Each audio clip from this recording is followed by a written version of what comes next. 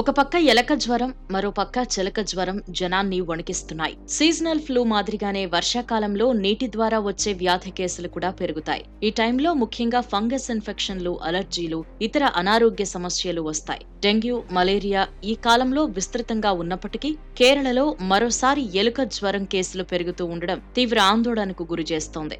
Leptospirosis, దీన్నే ఎలుక జ్వరం అని పిలుస్తారు. ఇది జంతువులలో అభివృద్ధి చెందే అసాధారణ బ్యాక్టీరియా సంక్రమణం. ఇది సాధారణంగా ఎలుకలు, ఇతర జంతువులు లేదా కుక్కల మలం ద్వారా వ్యాపిస్తుంది. కాలీయ వైఫల్యం, శ్వాసకోశ బాధలు లక్షణాలుగా ఉండొచ్చు. దీనికి సకాలంలో చికిత్స చేయకపోతే కొన్నిసార్లు మరణం కూడా సంభవించవచ్చు.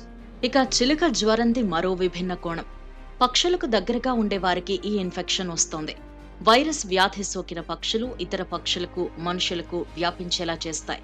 పక్షుల శ్వాస, ఇతర విసర్జితాల ద్వారా బ్యాక్టీరియా వ్యాపిస్తుంది.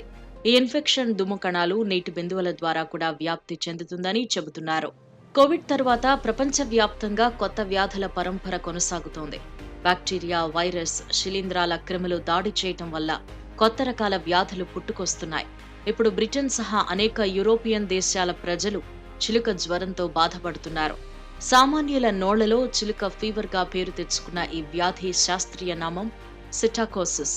ఈ వ్యాధిని సీరియస్ గా తీసుకోవాలి అని ప్రపంచ ఆరోగ్య సంస్థ తెలిపింది.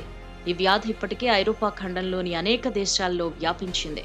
2024వ సంవత్సరం ప్రారంభంలో ఈ సంక్రమణ వ్యాప్తి పెరిగింది. చిలుక జ్వరం సోకిన వ్యక్తికి మొదట్లో సాధారణ ఫ్లూ మాదిరిగానే లక్షణాలు ఉంటాయి. ఆ తర్వాతే లక్షణాలు తీవ్రమవుతాయి. వ్యాధి సోకిన 5 నుంచి 14 రోజులలోపు లక్షణాలు సాధారణంగా కనిపిస్తాయి. కొంతమందికి శ్వాస తీసుకోవడంలో ఇబ్బంది, ఛాతీ నొప్పి ఉండవచ్చని చెబుతున్నారు. పక్షులకు దగ్గరగా ఉండేవారికి ఈ ఇన్ఫెక్షన్ చాలా త్వరగా వ్యాపిస్తుంది అని చెప్పారు. వ్యాధి సోకిన పక్షులు ఇతర పక్షులకు, మనుషులకు వ్యాపించేలా చేస్తాయి. ఈ ఇన్ఫెక్షన్ దుమ్ము కణాలు, నీటి బిందువుల ద్వారా కూడా వ్యాప్తి చెందుతుంది అని US centre for disease control and prevention తెలిపింది. వ్యాధి లక్షణాలు తీవ్రతరమైనప్పుడు నిమోనియా, గుండె రక్తనాళాల వాపు వంటివి సంభవించవచ్చు. హెపటైటిస్, నరాల సమస్యలు కూడా ఎదుర్కొంటారు. ఇలా ప్రకృతి ఇప్పుడు ఎలుకలు, చిలుకల ద్వారా మనిషిని కాటేస్తోంది.